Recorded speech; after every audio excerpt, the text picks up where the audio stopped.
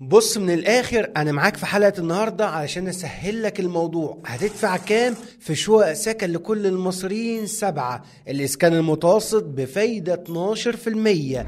ايه الحسابات اللي ملخبطة كل الناس؟ هبسطها لك بطريقة سهلة جدا النهاردة، فجهز كوباية الشاي الجميلة بتاعتك علشان نبتدي الكلام في المفيد مع هاني الخميسي. وما تنساش اللايك للحلقة. السلام عليكم. اكتر حاجة شغلة الناس هندفع كام، والقسط هيمشي ازاي، والفايدة متناقصة ولا ثابتة في سكن لكل المصريين 7. بكل بساطة يا صديقي عايزك تعرف حاجة مهمة جدا.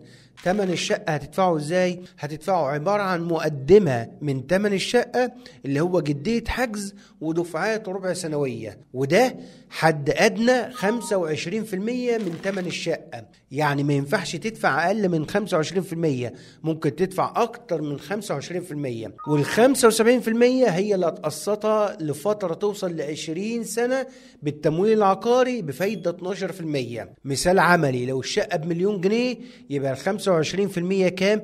حد ادنى بتاعها 250,000 جنيه. هتدفع 100,000 جدية حجز، وال150 هتقسطها دفعات ربع سنوية. ده كده مثال بكل بساطة. ولكن الموضوع بقى في الواقع العملي بيتحسب ازاي؟ بيتحسب يا صديقي لما تروح البنك علشان تتعاقد. وهنا بقول لك العبرة بمرتبك وقت التعاقد مش وقت التقديم. وقت التقديم على الإعلان هو شروط دخل فقط، هل تبقى مقبول ولا مش مقبول.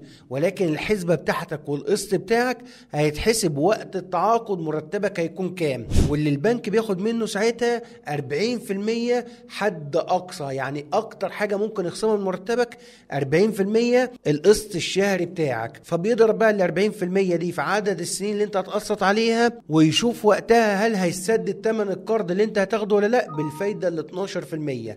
ببساطة اكتر البنك كده هيشوف حالتك ويقول لك انا هديك 500,000 جنيه، انا هديك 1,000,000 جنيه. يعني البنك هيبص لثمن الشقه اللي انت جاي تاخدها وسنك كام ومرتبك كام، ويقول لك انت اخرك عندي كده. فلنفترض مثلا ان الشقه ب1,000,000 جنيه، البنك حسب لك الحاله بتاعتك وقال لك انا اقدر اديك 500,000 جنيه. يبقى اقصى حاجه البنك هيدالك كام؟ 500,000. فانت كده مطلوب منك كام؟ مطلوب منك 500,000 عشان توصل لل1,000,000 جنيه. هتكون دفعت 25% دفعات ربع سنويه، ويتبقى 25% هتدفعها امتى؟ وقت التعاقد، دفعة مجمدة على بعضها. فالموضوع كله يا صديقي بيروح عند البنك وليس الحسابات اللي موجودة في كراسة الشروط. ده هي حسبة استرشادية تقريبية عشان تعرفك بكرة وبعض وهيمشي ازاي الموضوع. تعالوا بقى اطبق لك الكلام ده بصورة عملية قدامك دلوقتي على شاشة اللابتوب علشان الامور توضح معاك وتبقى سهلة وبسيطة. الشيت اللي حضرتك شايفه قدامك دلوقتي انا جهزته لك، وهتدخل فيه 3 بيانات فقط: مساحة الشقة وسعر المتر ونسبة التميز، وطبعا جدية الحجز اللي هي 100,000 جنيه. 4 بيانات انت بتدخلهم، نقدر نقول 5 كمان عشان سنك. وبعد ما تدخل البيانات دي الشيت هيحسب لك كل حاجة يا صديقي قدامك. فتعالوا بقى نشوف مع بعض كده. لو هناخد مثال كده على شقة مساحتها 120 متر، 120 متر، سعر المتر كام يا صديقي؟ سعر المتر 11,500. نكتب كده 11,500، وده سعر المتر مدينة بدر ومدينة حدائق العاصمة.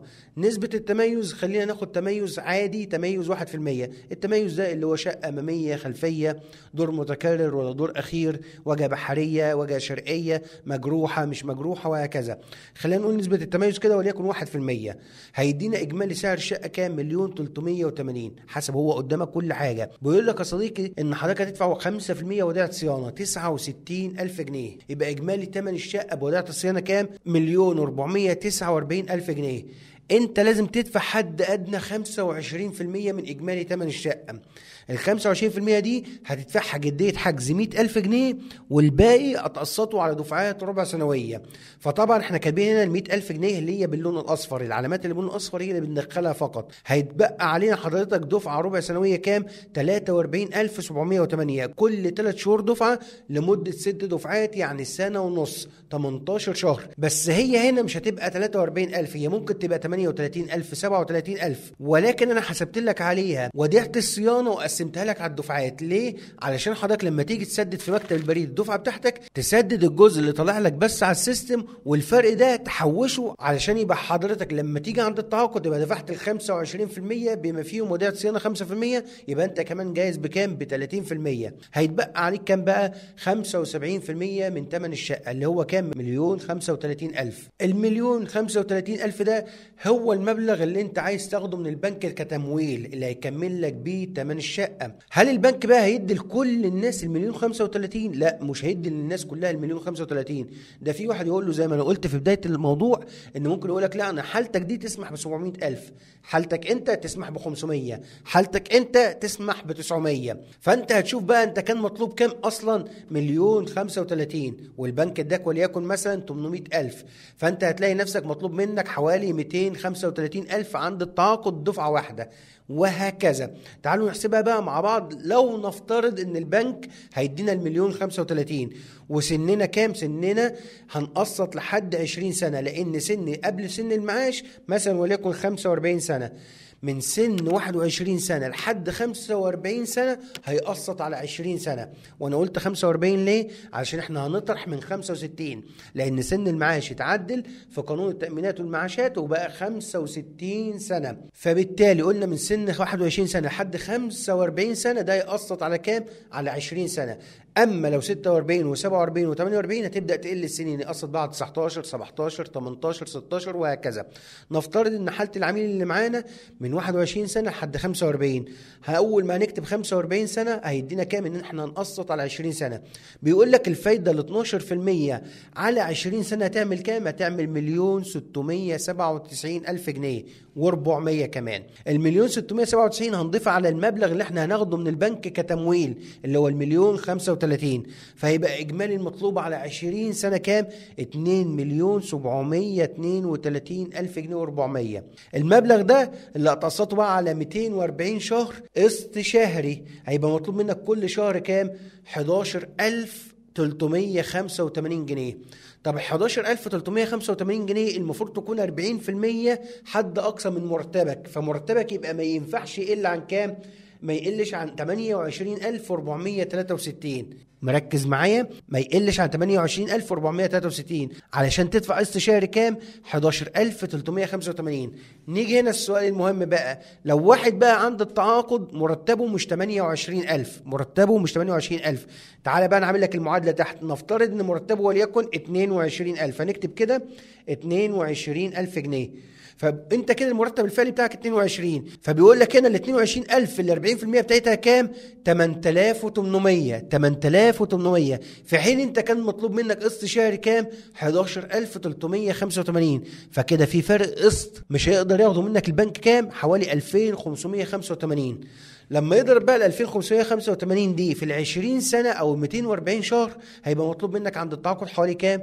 620,000 جنيه دفعة واحدة. ليه؟ لأن الشقة اللي أنت واخدها سعرها عالي ومرتبك مش جايب ال 40% القسط الشهري اللي هو 11,300. ففي الحالة دي قدامك حل من اتنين، يا تدفع المقدمة المطلوبة منك عند التعاقد وتمشي بقسط شهري 8,800، او حضرتك تتفاوض مع البنك ويمشي معاك بنظام القسط المتزايد اللي هو يعوض الزيادة اللي ما قدرش ياخدها منك كل سنة. يعني نفترض ان مرتبك السنة دي 22,000، طبيعي ان السنة الجاية هيزيد، فبالتالي هو يحسب لك السنة دي على ال 40% الحد الاقصى ويزود لك 7% او 10% اللي هي الزيادة السنوية في مرتبك عشان يوصل لل 40% بتاعت السنة الجاية والسنة اللي بعدها والسنة اللي بعدها وهكذا، بحيث انه يعوض لك بالقسط المتزايد المبلغ الفارق اللي ما عرفش ياخده منك بسبب حدود الدخل من الاول.